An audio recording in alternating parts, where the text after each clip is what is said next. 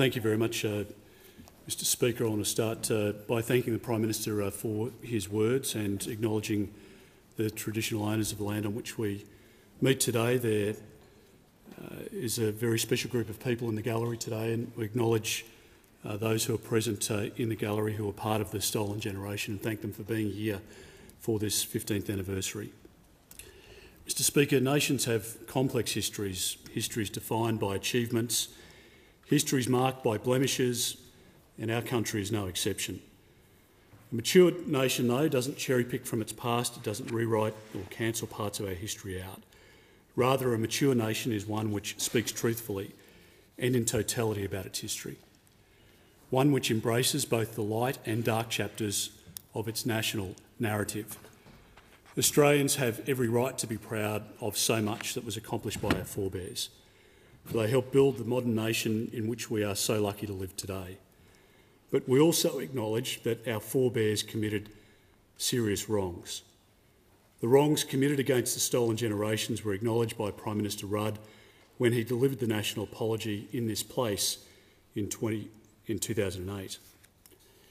He offered that heartfelt apology without qualification on behalf of the government and the Parliament of Australia for the actions of successive governments under successive parliaments, for the laws and policies between 1910 and 1970 which saw thousands of children forcibly taken from their families, and for the hurt, the humiliation, the pain, the grief, the suffering, the loss and indignity inflicted upon the Stolen Generations, their families left behind and their descendants. The national apology was a profound moment for Aboriginal and Torres Strait Islander people who had been affected, for Indigenous and non-Indigenous Australians alike, for our nation. Mr Speaker, 15 years have passed since the apology, and this is an occasion for delicate reflection. The national apology was about Australians acknowledging the sins of the past, the cold, confronting, uncomfortable truth, as Prime Minister Rudd put it, and in that acknowledgement accepting the flaws and failings inherent in our historical character with the maturity of a modern nation. A modern nation which sees its history in the round, successes and failures alike. As Prime Minister Rudd said, and I quote, "Peoples must become fully reconciled to their past if they're to go forward with confidence to embrace their future." Mr Speaker, with the release of the government's 2023 Closing the Gap implementation plan today, we welcome several initiatives. In particular, more than $68 million over 2 years for support to women and children experiencing family, domestic and sexual violence, and more than $21 million over 5 years to support families impacted by family violence. I also want to acknowledge the Morrison government, which worked with governments at all levels and the Coalition of Peaks to formulate a national agreement with priority areas of reform. The Morrison government also released the first Closing the Gap Commonwealth implementation plan in 2021. The plan committed more than $1 billion towards new measures to address some of the most pressing issues facing Indigenous Australians. That funding included, among other things, a $378 million redress scheme for Stolen Generation survivors in the Australian Capital Territory, Northern Territory and Jervis Bay Territory, $75 million for country boarding schools, $26 million for a city-country partnership program to improve school outcomes, and $66 million for alcohol and drug treatment services. In his historic speech, Prime Minister Rudd said, "Symbolism is important, but unless the great symbolism of reconciliation is accompanied by an even greater substance, it is little more than a clanging gong." It's not sentiment that makes history, it's our actions that make history. For decades, Coalition and Labor governments alike have been on a unity ticket to improve the lives of Indigenous Australians. Whilst we welcome what improvements have been made, the conditions today in Alice Springs, as pointed out by the Prime Minister, demonstrate that the situation is, in reality, and certainly by many indicators, worse for Indigenous kids and their parents than it was 15 years ago. We've also heard of issues in Arakoon in Queensland and Kimberley in Western Australia, Ceduna in South Australia, Collectively, we have failed to close the gap. And despite the good intentions and the deeds of so many, despite the many billions of dollars which have been invested, we've seen more and more bureaucracy for bigger and more centralised in its nature, and it's not led to better decisions. Too often a capital city view has informed decisions, drowning out a regional and remote community view. Indigenous Australians are yearning to see action which truly makes a practical difference. For every Australian wants to see improved life outcomes for Indigenous Australians. On this 15th anniversary of the National Apology, as we reflect on past mistakes, let us reflect on our present actions. I fear we are failing again this very day, for which a future apology will be necessary. Ironically, the situation in Alice Springs has highlighted children suffering in a harmful situation which is suffocating their chances of breaking a vicious cycle. Authorities have decided to put culture and other considerations above the best interests of those children in leaving them in harm's way.